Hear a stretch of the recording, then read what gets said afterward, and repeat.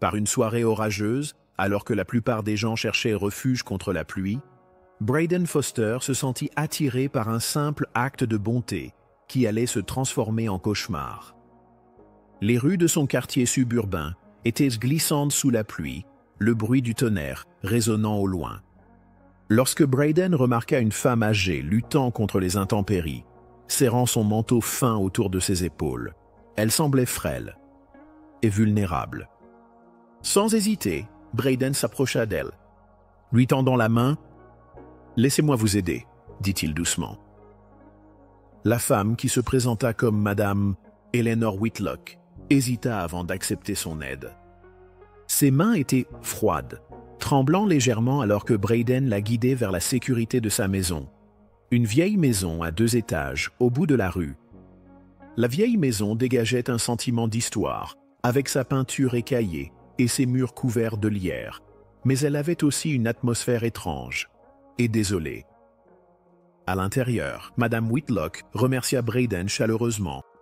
L'intérieur était faiblement éclairé, rempli de meubles anciens et de murs ornés de photographies fanées. « Merci, mon cher, » dit-elle, sa voix tremblante. Braden lui assura que ce n'était pas un problème et se prépara à partir. En sortant sous la pluie battante, il ne pouvait pas se défaire de ce sentiment d'inquiétude qui flottait dans l'air.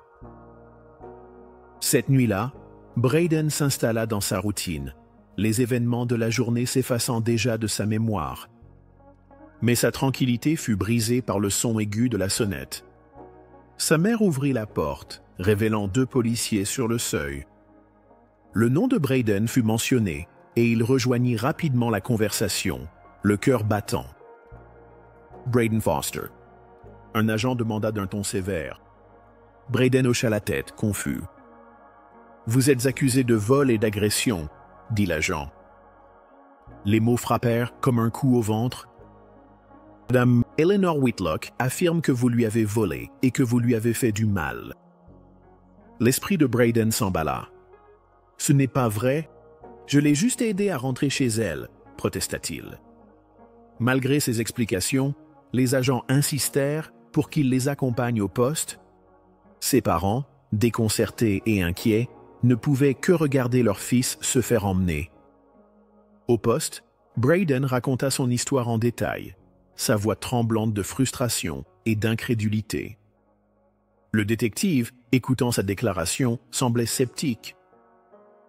Madame Whitlock a signalé un héritage manquant et des blessures compatibles avec une lutte, dit-il. Braden était abasourdi. Il n'avait rien fait de mal, pourtant les preuves semblaient s'accumuler contre lui. Après des heures d'interrogatoire, Braden fut libéré, mais les accusations pesaient lourdement sur lui.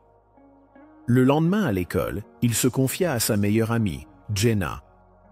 Elle écoutait attentivement, ses sourcils, fronçant les sourcils inquiets. « Il y a quelque chose qui ne colle pas, » dit Jenna. « Tu devrais retourner chez elle et voir s'il y a quelque chose d'inhabituel. » À contre-cœur, Braden accepta. Revint chez Madame Whitlock. Inquiétude reste. La maison de Whitlock à nouveau. La tempête était passée, mais l'inquiétude persistait.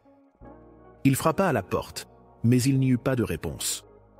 En regardant à travers une fenêtre, il vit des meubles recouverts de draps, comme si la maison était inoccupée depuis des années. Un frisson lui parcourut l'échine. Braden et Jenna décidèrent d'aller plus loin. Ils passèrent des heures à la bibliothèque locale, fouillant dans de vieux journaux et des archives. Ils découvrirent que la famille Whitlock avait été impliquée dans une amère querelle d'héritage des décennies plus tôt. Un membre éminent de la famille avait mystérieusement disparu, et des rumeurs de trahison et de cupidité avaient tourmenté les Whitlock depuis. Armés de cette information, Braden et Jenna retournèrent au poste de police. Ils présentèrent leur découverte au détective, qui semblait intrigué, mais peu convaincu. « Nous avons besoin de preuves solides, » dit-il. Frustré mais déterminé, le duo poursuivit son enquête. Un soir, en fouillant dans des archives en ligne, Braden tomba sur un article mentionnant le Dr Whitlock. L'article la décrivait comme une femme recluse, qui avait été séparée de sa famille. L'article laissait également entendre qu'elle possédait une précieuse collection d'antiquités qu'elle gardait cachée chez elle. Encouragé par cette découverte, Braden décide de confronter Madame Whitlock directement. Il est retourné chez elle, cette fois accompagné de Jenna. À leur grande surprise, elle a ouvert la porte, son expression méfiante. Braden a expliqué avec soin ce qu'ils avaient découvert, en soulignant qu'il voulait seulement laver son honneur. Madame Whitlock écoutait, son attitude s'adoucissant à mesure que Braden parlait. Finalement, elle a admis que ses accusations avaient été influencées par la peur et la méfiance. « J'ai vécu seule si longtemps, dit-elle, les larmes aux yeux. Quand je n'ai pas pu trouver l'héritage, j'ai paniqué et je t'ai blâmé. » Sa confession a apporté un certain soulagement, mais Braden ne pouvait pas se défaire du sentiment qu'il y avait plus dans cette histoire. Il l'a pressé de lui donner des détails sur l'héritage manquant et la querelle familiale.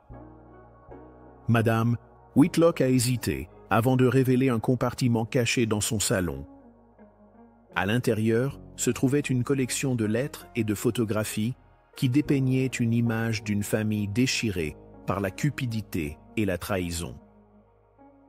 Alors que Braden et Jenna approfondissaient leurs recherches, ils ont découvert une révélation choquante. L'héritage manquant avait été volé des années auparavant, et la faute avait été attribuée à un membre de la famille innocent qui avait depuis disparu. Plus ils en apprenaient, plus il devenait clair que les accusations de Madame Whitlock contre Braden étaient le reflet de sa propre culpabilité, non résolue, et de son traumatisme. Dans les semaines qui ont suivi, Braden a travaillé avec Madame Whitlock pour reconstituer les fragments de l'histoire de sa famille. Leur partenariat improbable a apporté un sentiment de clôture à tous les deux. Pour Braden, c'était une chance de prouver son innocence et de grandir grâce à cette expérience. Pour Madame Whitlock, c'était une occasion de confronter son passé et de chercher la rédemption.